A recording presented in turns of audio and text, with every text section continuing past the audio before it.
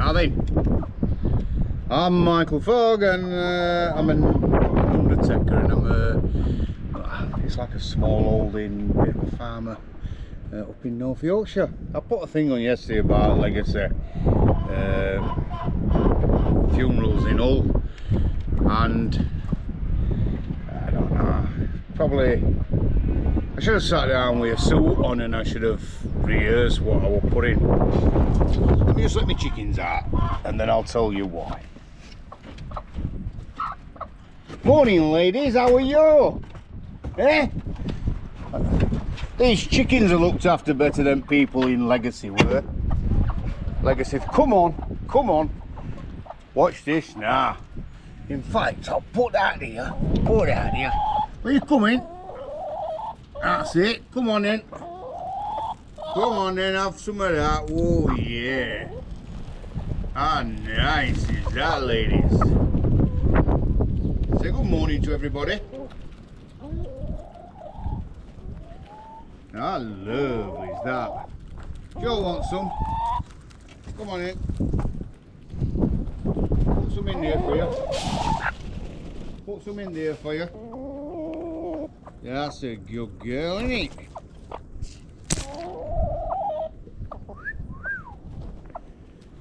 Don't leave it pecking that camera, Mary.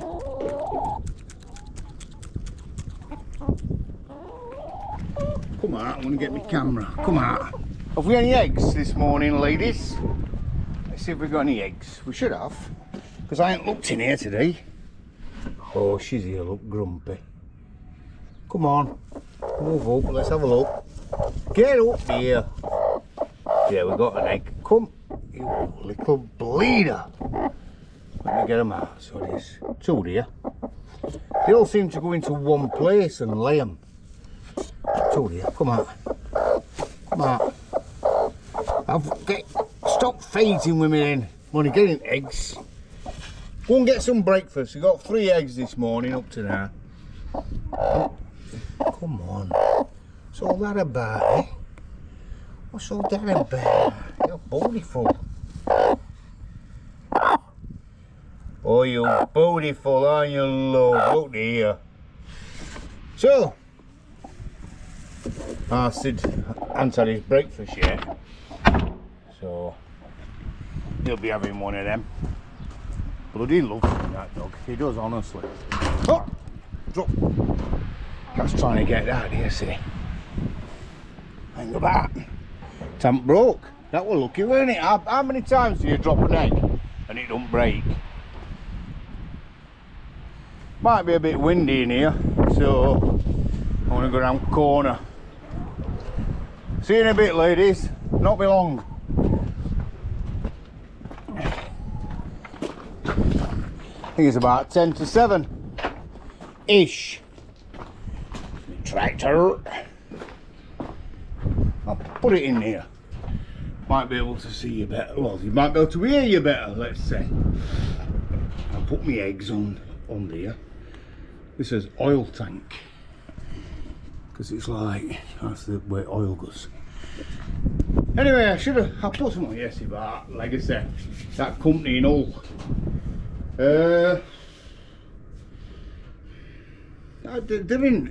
I blame, I know some people say, oh, it's him. No, realistically, it's the funeral industry. It's the entire funeral industry in England that is at fault. Why do I say that? Well, I'm part of it. I'm part of it because there's never been any proper legislation on it. And there's just, this is mad, innit? This is how the industry is in Sheffield, in England, funeral industry. And let's compare it with another industry, another service. So I want to open a sandwich shop, yeah? I want to open a sandwich shop in Sheffield. This is the difference. So I see a shop, think that'll make a good premises. I do a footfall, spend a few days, weeks, watching people go past, how many people pass it, and think, good location. We'll have some of that. Contact whoever owns it, because I ain't got money to buy it myself, you know, I'm just starting out in business. And you know, if I look rough this morning, I feel a bit rough this morning because it's early, not even about, well, it's going on for 7, it's about 27, and I ain't been up long because I had a busy week.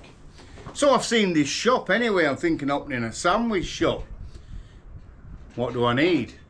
Well, obviously I'm going to be keeping meat in there, so I'll need fridges, without a doubt, to keep things at their best, let's say.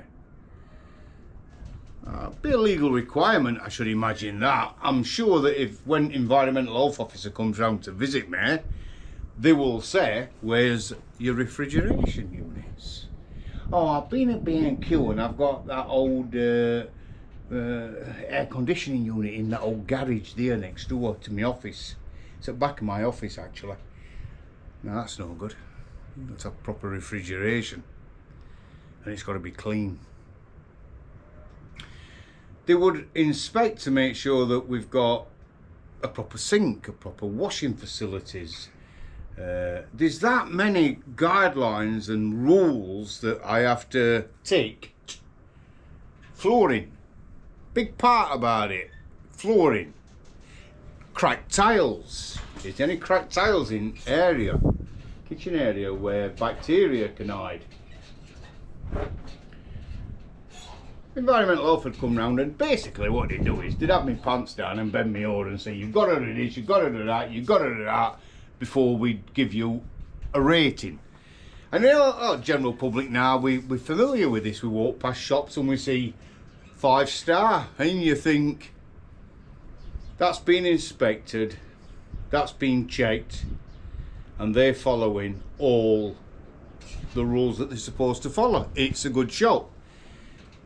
You walk past and you see 2-star or 1-star rating, and you think, you know what, it's a shithole. I'm not buying up from there. I'm not going there. I believe that that's what we should have in, well, let's just go back. So I want to set up as a funeral director. I think, fuck that. There's too many rules and there's too many regulations to have a sandwich shop. I just want to open a sandwich shop. But it's too many rules. I've got to do too many things. I know what. I'll be an undertaker.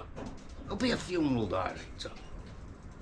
Pillar of community and all that. I'll find an old premises somewhere. Don't matter what it were before. Yeah, it's alright. A bit of an office there. Chapel arrest through there. I could make that into a little chapel arrest. I only need one. I'm not bothered about if we have 2 or 3 people in. They can all visit in separate times, separate days. We'll just have one chapel arrest. That'll do it. Fridge. What is that old garage with roller shutter door on? We could use that. But I'm not spending money on fridges. I'll just go and get a B&Q air conditioning unit. That'll only go down to about 14. Now you're supposed to keep loved ones in refrigeration, have to be kept at certainly not above 4. We usually keep between 2 and 4 degrees. It's cold in the fridges. It is cold, but obviously people have to be kept at their best, and that's why day 1 of me opening we got a fridge. Day 1 of us opening, we're only what we call a 4-bodied fridge, so there were 4 trays inside it. But day 1 of opening, there were a fridge there, although for a few months nobody ever went in it. Obviously because we didn't do all at the beginning. We didn't do any funerals, didn't know us as funeral directors, but it were there in place. That's the key to it. It were there in place. But nobody come to inspect, nobody come to check. So I rung National Association of Funeral Directors up, says I want to become a member. Yeah, not a problem. We'll, yeah, you pay a subscription. I said, yeah, no, I do, yeah. Yeah, you've got to pay that as well, annually. I said, yeah, no, I get that. So I said to Cheryl, they talk more about subscriptions than they have about mid-premises. But they're sending somebody out. Anyway, they sent this guy out, and he was lovely, I've got to admit, he was a right nice bloke. And he came out and says, it's alright, you got a fridge. And he looked quiet. You got a fridge then? I says, yeah. Because a lot of funeral directors, and this is in his own words, they don't have a fridge. They said that we're working towards getting one. And I remember saying to this guy, if I were a sandwich shop, I'd be made to have a fridge before I could open. That's crazy, isn't it? Ah, well, you see, Michael, there's no legislation with this, so really, we have rules, but if you only work towards these rules. And that's how the National Association of Funeral Directors and other trade organisations basically work. Because that's all they are, it's just an organisation. It's not nothing to do with law. I want to get back to legacy in a bit. We keep mortuary records, obviously, we keep fridge temperature records, we keep ashes records, when they were collected from crematoriums, that they stored in our care, when loved ones come from, they have to sign for them. All that in place. We don't have to have any of that in place. Realistic. I could keep a body in here. There's no to say that I can't. This is my old little barn. I could put a body over there. There's nothing in law to say that I can't do that. As long as it doesn't become an environmental health issue, as long as it can't leak and go into water system, but I could put a plastic box down there and put somebody in it, put a lid on it and seal it so flies and maggots can't get in there. There's nothing in law to say can't do that. I've been saying for 18 years. Needs regulating. I said it's at National Association of Funeral Directors. I've wrote to central government 15 years since saying we should really be licensed like in America, like in every other country. But we're not. And they've missed the right opportunity because they could charge funeral directors for licensing. But what would make it better is the standards would have been a lot better a long time ago. National Association of Funeral Directors have basically, they've been doing it for over 100 years and they've done nothing except take money, have big balls, not big balls, I mean they've had big events where they've got, well they have got big balls because they like dominate things like, you're not doing that. I collected food for food banks 17 years since I started doing that.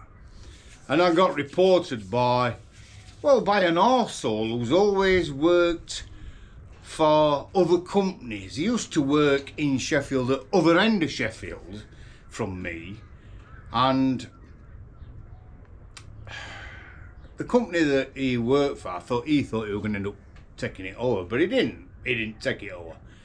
So what happened was it was sold to Co-op, and then he moved. He used to Slate Co-op. Then he moved. He had to be manager at Co-op, but he weren't happy about that because he used to say to his lads, don't talk to Co-op people when they were independent. Ended up being for Co-op. But then what happened is, then this particular person moved to an independent, back working for an independent manager, looking after it all. This is just in a scenario. What happened to that independent? Well, he sold that. Bang, gone. Sold that to another company. He ended up still being there, being a manager. he reported me for collecting food for food bank and says it's not what we do, Michael. He actually pulled me up one day and did say, he told me quite clearly that it, you know, what he were going to, well, he didn't say if we were going to report me, but he says, Michael, we don't collect food for food banks and things like that. We're funeral directors, for God's sake. There's no need for you to be doing that. And well, I thought they were. Anyway, I got reported a few weeks after his conversation with me. Don't leave much to think about, does it? And National Association of Funeral Directors rang me, and you know, they were lovely, I've got to admit, and they said, Michael, you need to stop doing that. Collecting food for food banks in Sheffield. Now they're down in London. They've got plenty of money. I pay them plenty of subs. And I said, now there's people struggling I want to collect. Now you can't do that. And then at Easter, when I started collecting Easter eggs, God, we got an email from them warning us that we had to concentrate on as profession and not charity. I thought that's what it's all about. Well, that's NAFD for you, because obviously they wanted to have a dig at me, because somebody at other funeral directors were having a dig at me through them. Instead of them saying to funeral directors that were reporting me, why don't you do it? Why don't you collect food for food banks? Why don't you collect Easter eggs for kids who's got no in what battered wives' places? Why don't you do that? But they didn't have bollocks to do that. So they had to go at me. I still collect food and I still collect Easter eggs, obviously, because not bothered what they say. They don't live in Sheffield, I do. Getting back to where it all started, I know it's a long process with me, innit? I can open, without a doubt, an Undertaker's with no refrigeration, with no chapel, with nothing. In fact, you know what? I don't even need premises. You, who's watching this today, can make a web page up. Anybody can do this. You can make a web page up. This is how mental it is. And you can say, let's say that they call you Pete Smith. Pete Smith, watching my blog, thinks, I'd like to do that. Design a web page on the internet. Pete Smith, funeral directors. Caring for your loved ones. Family traditional funeral director. You can just plaster that with your phone number on internet. And people looking for funerals will come across you. Somebody in your local area might come across you and ring you up. And what you can do then, Pete, is you can, let's just say somebody rings you. My dad's died, he's in, I don't know, he's in Hull, hospital. So you could ring a funeral director up and say, hey, got this family who's come to me, but can you fetch them? Oh no, I'm busy, I can't fetch them. You can keep them here, but I can't fetch them. This happens a lot. You can keep them here, but I'm a bit busy. There's nothing in law to say that you can't go to an hospital with an estate car and bring that person, put back seats down, put them in back at estate car. This happens. I see this a lot still today. Estate cars. Some have blacked out windows, some don't. You can fetch that person, you could take them down your backyard and into it. Not a problem. And then you ring Undertaker up and say, they're here, I've got them. Yes! What do I do now? Bring them to us, we'll sort it out, and then meet family, order, see what coffin they want, see where they want service to be at. You can use our cars. You can use our hearse and limousines. Stop banging! That's chickens. Never mind, piss off. I heard that. I'm on YouTube, Anna. I'll come round in a bit. Can you hear them clicking? Anyway, so that's what happens with a funeral. Anybody can set up. Anybody. Forget you could even apply to National Association of Funeral Directors, and you could say, we want to be in the NAFD. Oh yeah, that's okay. We'll send somebody out to look at your premises. Oh, well, I ain't got premises. I work through other funeral directors when I get a funeral. Oh, well, there's subscriptions, you know. You've got to pay subscriptions to us. Yeah, that's all right. Yeah, we'll sort you out then. Put National Association of Funeral Directors logo on all this stuff, and people on the internet look at it and think, National Association of Funeral Directors, that must have some clout. It's got fuck all. It's got none. It's just like a trade organisation. That's all it is. Sad, innit? Sad that loved ones are treated like that, but yet an ham sandwich is treated with a bit more dignity and respect. 99% of undertakers, funeral directors in England are diamonds. They're salt to earth. They really are.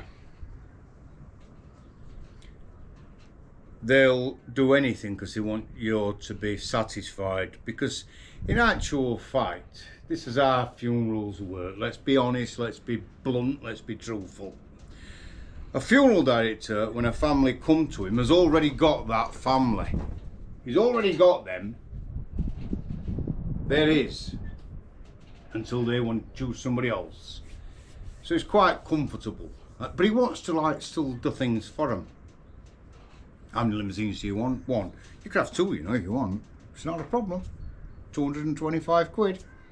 I mean, we only get one chance at this. Let's get bowler kick. Oh, that coffin. Yeah, that's a cheap coffin. These are cheaper coffins. I've even heard funeral directors say, it don't come with a pillow. Done it? Well, Joe Bloggs don't know this, but they do. So, anyway. Oh, do you want that cheap one? Oh, that's a nice one there, that Chatsworth. Look at that Balmoral. It's lovely. Oh, you're sticking with wheelie bin. All right. So they will try to sell you, because obviously the more you have, the more funeral director earns. You've got to remember that. It shouldn't be like that at all. You should be able to say to families, which most funeral directors do, look, it's a cremation. I'm not being funny with you, but you know, you're going to see coffin for half an hour on day. It's heartbreaking. And if I were to ask you, if I were to say to you a week after the funeral, what handle's like on your dad's coffin, you wouldn't have a clue. You wouldn't have a clue. At funerals, people will say to you after, did you see our Gladys? She was there. No, I didn't see her. Didn't see her. Yeah, you see John? No, didn't see him. Although they have seen them, this is how funerals work. Your mind blocks it out. It's like you're watching a show unfold, but you're not taking it in. Because I think your emotions are that high. It's just like, just happening. Just faces.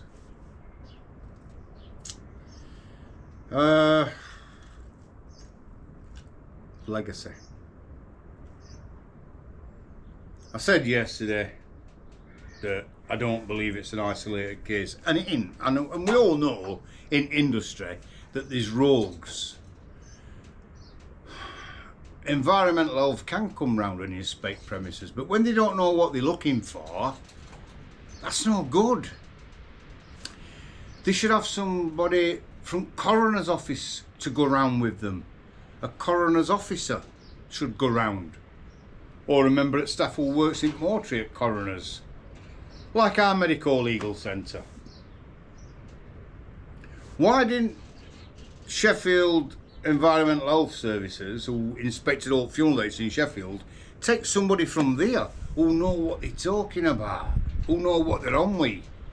Because if you'd have got such as Maxine Cole or John, he's a coroner's officer, coroner's officers were all police officers, but then they go to work for coroner. Bit more power working for coroner than for police, actually. Coroner's officers are like, you've got God, which is coroner here, and then you've got, in fact, I'll show you what. So you've got God, this egg. Everybody looks up to coroner. It's a lady in Sheffield and she's lovely. So that's our coroner. But then you've got the coroner's officers here. They're next to God. They're a bit like apostles. Used to follow Jesus around preaching and all that. Not going into religion, don't worry. But there's God, there's Jesus. Let's say, we'll call him Jesus, not God. So there's Jesus, coroner. And they're apostles, they're coroner's officers. And then you've got people who work in Medico Legal Centre, that's ours, in Moortree, at the coroner's officers, and they're technicians. They're people who dissect people and do all that, or put them in scanning machines, we've got a scanner now. So that's them. 3 sections at Medico Legal Centre. You've got main person at Medico. I said it was this person, but in actual fact it's not. It's that young lass on reception. She's absolutely bloody lovely. Who deal with us more than out, and she's lovely. So we are none of them upstairs would get to know now, would they? She's just as important as them. That lass is as important as that coroner, because you have to go through that lass to get to that coroner. That cleaner. The cleaners at Medico Legal Centre are just as important as coroner. We've all got a thing in life that we do, and it's important, believe me. So yeah, that's that. What they should do is, I believe, everywhere should do this.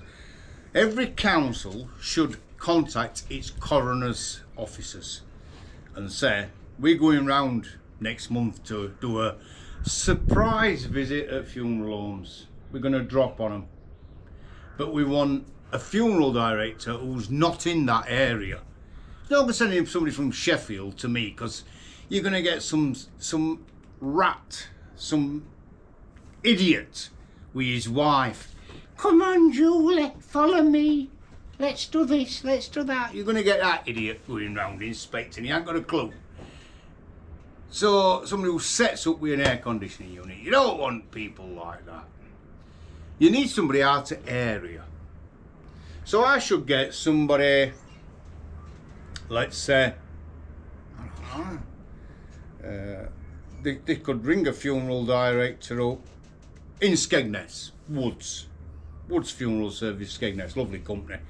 So I could ring them up. We could ring Susan Porter. Susan's out at Wirral. Years since I've seen Sue, but she was lovely. So I could ring Sue. They could ring Sue Porter and say, we're going to inspect Sheffield. Do you want to come round with us and tell us what we should be looking for? These are all reputable companies that I'm mentioning, by the way, who should do it. Box Brothers up in Liverpool. They could ring Box Brothers up and say, nah, we're going all round Undertakers in Sheffield. That's what we're going to do. Bring somebody in out of area who knows what they're on with, and let them go round. With environmental health, with one at coroner's officers, or obviously a technician, and with another funeral director. That's how it should be. Now I was going to look at Box Brothers in Blackpool, Liverpool, Blackpool they are. I was going to look at Box Brothers. Well, they could ring, I don't know, they could ring Jamie Knight in Sheffield and say, Jamie, what are they doing next Friday? We're going out to Blackpool. They're not going to ring me. Sod's law they'll not ring me, because I'd love a day out in Blackpool. Make an 8 day of it, won't you? End up sending Jamie or somebody like that, lucky bleeder. Jamie might say, oh, I can't go. I'm busy. My family's come first. Which is what he'd say. My family's come first, I can't go. Ring Mick Fogg. Alright, help me. Fancy a day out in Blackpool, we're around all Undertakers. We're going to Box Brothers first. I'll have some of that. Not a half. I'll be there. So put my, your deal with that, I'm forward to Blackpool. Stick a rock, chips and fish. Handkerchief tied in each corner on top of my head, loving it. That's what it needs, this industry. Funeral directors to inspect other funeral directors, but not from that catchment. What else does it need? It needs a star rating, so we're all familiar. We're all familiar with it. Which funeral? Oh, they've got to have the price list on window. I mean, we're not fucking takeaway shops. We're not kebab houses. Yes, we don't stand here saying, that's all right, yeah. Number 22 and number 43. Well, that's your standard package and that's your medium package. This is your creme directs. And that's Urson 1 and that's Urson 2 prices. They've only got to ask us. We tell them it's open. Ring up, excuse me, how much is an Urson 1 limousine funeral standard coffin? Tell them price. They've emphasised more on that than they have on the inside at premises and how it is. Forget that. It's important price, but ask them. Ring round, ring 2 or 3 undertakers, always ring 2 or 3. Price compare. Cheapest ain't always best. That's obvious. Because we everything in life. Forget the price list on window. What there should be on that window is maybe a coffin shaped number 5. So you know when you see that coffin, you want to have a coffin shape, I know, I'm only joking. You can have an ashes casket or, no, not an ashes casket. Let me think. Shroud. No, not a shroud, obviously, that might upset people as well. God fucking hell. Embalming table. No. Let's just go with circle. So right, so there's a circle. On that circle is a big number 5. Anybody passing that funeral directors then would know that they've passed every inspection, they've got all the equipment, they've got a garage, they've got their own vehicles, they've got their own ambulance. It's not an old van that they bought off somebody else what's knackered. It's a proper funeral ambulance that he's purposely bought. He spent £12,000 having the automatic lift put up in back of it and everything. So he's bought a brand new van, and he's not only bought a new van, he's then had it equipped to be a funeral ambulance. 12 grand on top of what he's spent 22,000 on.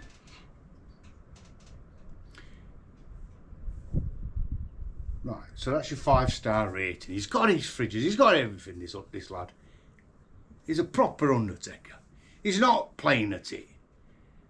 Because he's got a lot of play at it. We'll buy an old van. Anybody got an old van for sale? Steve's got one. He bought it off Co-op about 6 years since. But it's a bit knackered now and he's looking for another one. But he's selling that one. It's not much, only something about 1,800 quid. Oh, we'll have that. That's how industry is, and it's sad. What I think they should do is, just as important as that 5-star rating, they should set caps and limits on what they can charge and earn. It's disgusting. It's vile. Let's just pull some figures out of here. An horse and carriage, 1,200 quid. Guy who owns horse and carriage, let's say he's 1,200 quid. They're all different prices, carriage masters. Family comes in and says, yeah, we want an horse and carriage for me daddy, and he loved horses, my father. All right then, we get an horse and carriage. Brilliant. He picks phone up and he rings a carriage master up who's got horse and carriages. And he says, Nanny, we've got an horse and carriage next Friday. Can I make it? Be at our premises for 11 o'clock. Yeah, no problem at all. Yeah, that's fine. All right. Leave it with me. So that's it. He's ordered his horse and carriage. They'll turn up. They want money. They want the 1,200 quid. They'll turn up and do an amazing job. They always do. Carriage masters, they're fantastic. He then goes back to the family and says, yes, it's not a problem. We've sorted you the horse and carriage out. You're looking at £1,800. So he's getting 1,200, right, to carriage master, undertaker. 13, 14, 15, 16, 17, 18. He's at 600 quid for a phone call. Ching! Not bad, is it? Quite good. £600. That's how this industry is. It's how it's always been. Let's buy a coffin from Steve Salts. Let's buy a Chatsworth, panel sided, raised lid, Oscar handles.